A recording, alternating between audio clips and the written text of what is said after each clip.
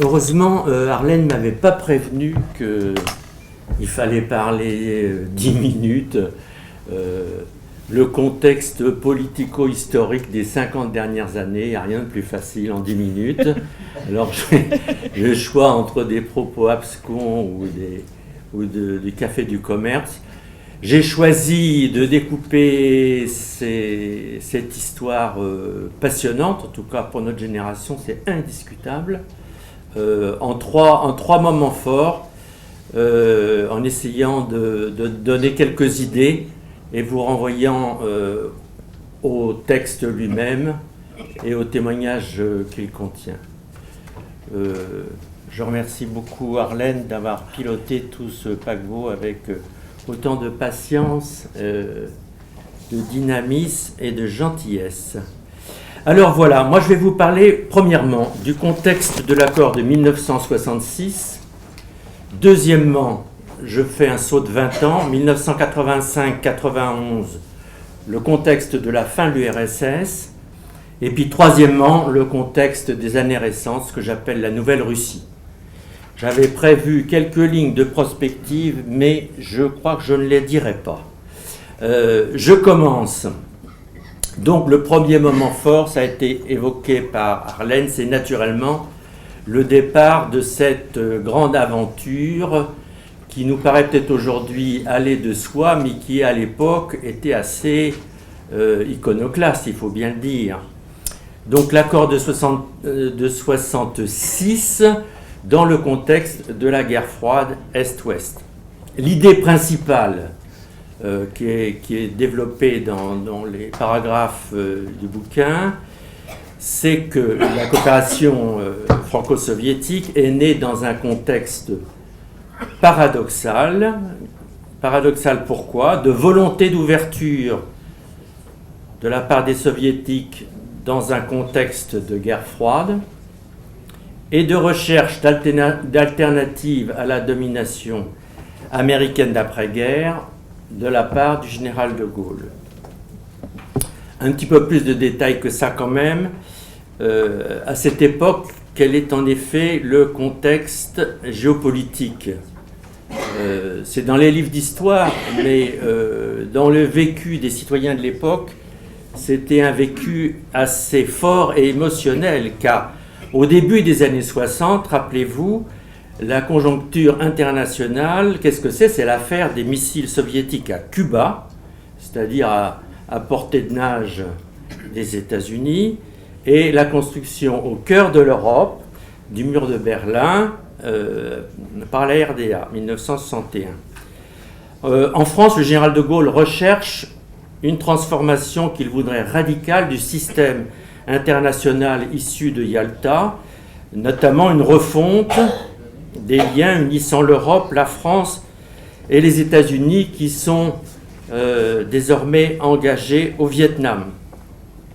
De Gaulle, qui au préalable a prudemment conclu avec les Allemands de Adenauer un traité d'entente, le traité de l'Élysée, il est de 63, et puis signifié à Londres, aux Britanniques, que leur entrée dans le marché commun dont on commençait déjà à parler sérieusement après le traité de Rome, que leur entrée dans le marché commun serait prématurée. Alors, à Paris, en 1963, se fait donc jour l'idée qu'il existe une dimension stratégique euro-russe, dite de l'Atlantique à l'Oural. Et il faut dire que c'était important aussi de le souligner, à Bonn, puisqu'on est en train de vivre la réconciliation franco-allemande d'après-guerre, à Bonn, on prend conscience de l'importance, sans se déjuger, d'explorer les voies de ce qu'on appellera alors la détente. Mais les soviétiques évoluent également de leur côté. Ils investissent bien sûr dans l'armement, dans la science. On est toujours époustouflé de voir leur engagement. Mais derrière, l'économie étouffe. les Russes ne sont pas vraiment très motivés pour un dialogue avec l'Europe, mais ils recherchent une relation internationale profitable avec l'Ouest via l'Europe, c'est-à-dire la France, identifiée comme un acteur crédible politiquement et avancé technologiquement, non seulement dans le nucléaire, mais aussi la télévision et le spatial, les satellites et les lanceurs. C'est dans cette conjoncture-là qu'à partir de 1964, les premiers contacts sont pris entre la France et l'URSS pour explorer la voie d'une coopération.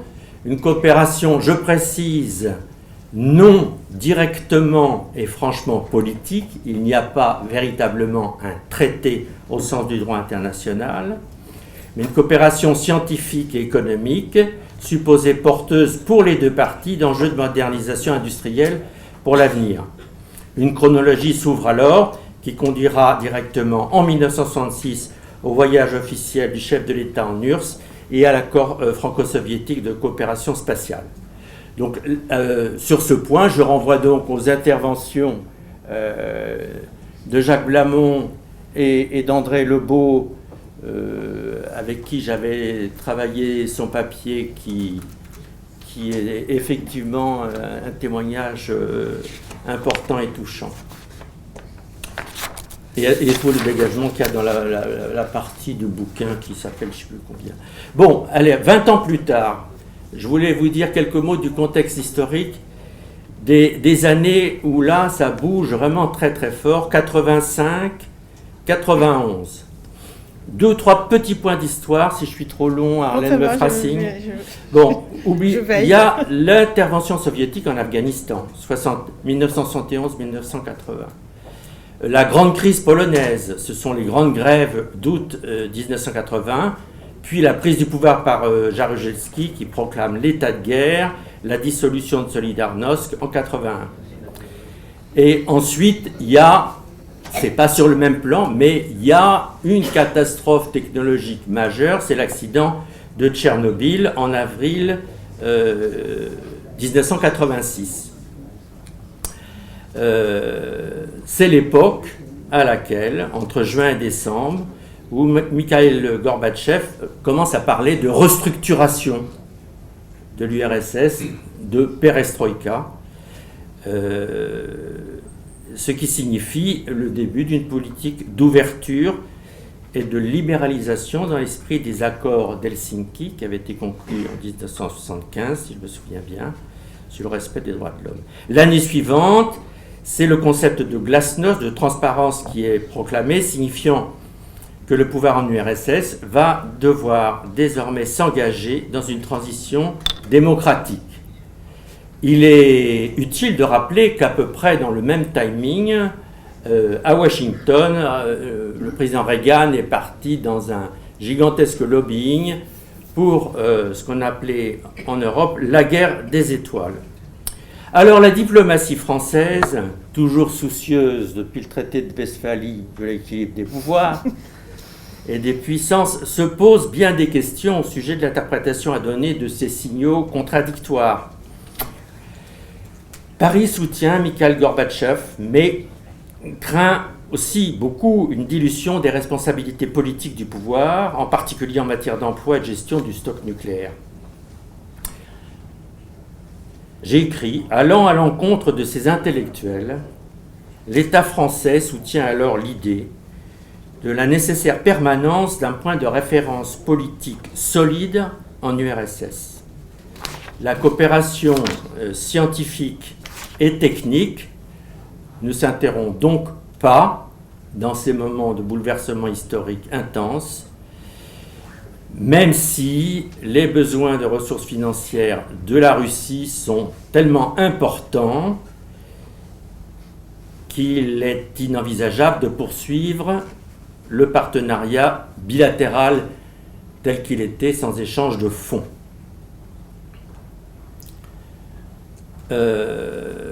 Je continue à avancer un peu plus vite. L'effondrement du régime est-allemand en mars 1990 conduira 6 mois plus tard vous le savez, à la réunification allemande le 3 octobre 1990.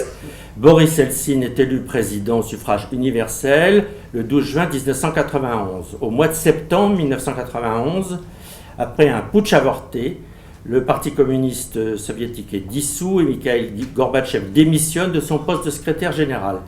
C'est la fin de l'URSS. Le 8 décembre 1991, les présidents de Russie, d'Ukraine et de Biélorussie s'entendent pour créer une communauté d'États indépendants, la CEI, à laquelle les autres républiques adhéreront par la suite. Cette initiative permet à la Russie de garder son siège de membre permanent au Conseil de sécurité de l'ONU et de conserver la responsabilité des forces nucléaires stratégiques.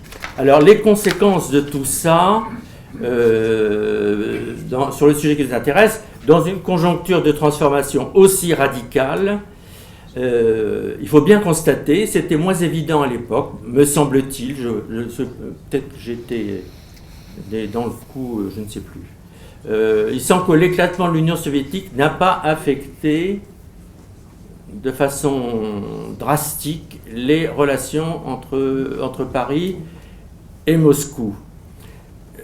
Bon, bien sûr, Moscou n'est plus la capitale du communisme, ni le seul objectif en termes de menace au sens militaire, et les deux pays, France et Russie, partagent une même analyse géopolitique de l'ordre mondial, c'est-à-dire une vision multipolaire.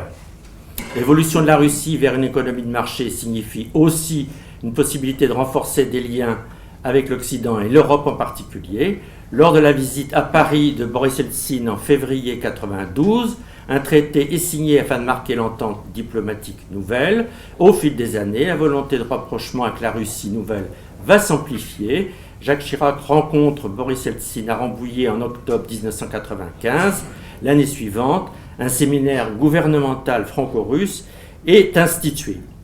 Donc, au final, en dépit des changements de structure en Russie, qu'il faudrait détailler et que je ne détaille pas, l'agenda des coopérations spatiales se poursuit, en apparence du moins, sans heurts majeurs, mais moyennement des financements plus importants de notre part et recours à l'Agence spatiale européenne pour prendre dans certains cas les relais des coopérations les plus lourdes.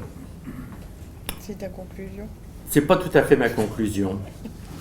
Alors, je pointais là juste pour l'affaire Starsem que Jean-Yves a relevé naturellement, que c'est dans cette conjoncture-là où aux États-Unis, au moment de la fin de l'URSS, les Américains essayent de dribbler, d'accélérer en essayant d'avoir des accords préférentiels avec la Russie, notamment pour la desserte de l'ISS, voire même les moteurs de lanceurs, ce qui était une hypothèse assez frustrante pour la communauté industrielle française européenne. D'où les initiatives que des gens comme Michel Delay ont pu prendre et qui mèneront à la création de Starsem. Est-ce que j'ai encore 5 minutes pour vous dire...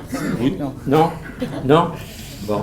Eh bien, vous le lirez dans le livre. Voilà, c'est ça qu'il faut dire. C'était la période récente, et ça, je crois qu'on peut renvoyer en particulier aux interventions diverses dans la table ronde, oui, qui cherchent à dépasser un peu le brouillard de ce que peut devenir la relation euro-russe, dont on peut dire aujourd'hui qu'elle est quand même assez compliquée. Notre hypothèse est que si avec la Russie nous avons parfois des nuances sur les valeurs, nous avons aussi des arguments en faveur du maintien d'un partenariat important. Et dès lors qu'on s'intéresse au long terme, je crois qu'il est de la responsabilité de notre communauté à son niveau de rester vigilante et de garder les liens, les fils et les toiles d'araignée qui vont bien pour préserver l'avenir. C'est une belle conclusion. Merci Bertrand.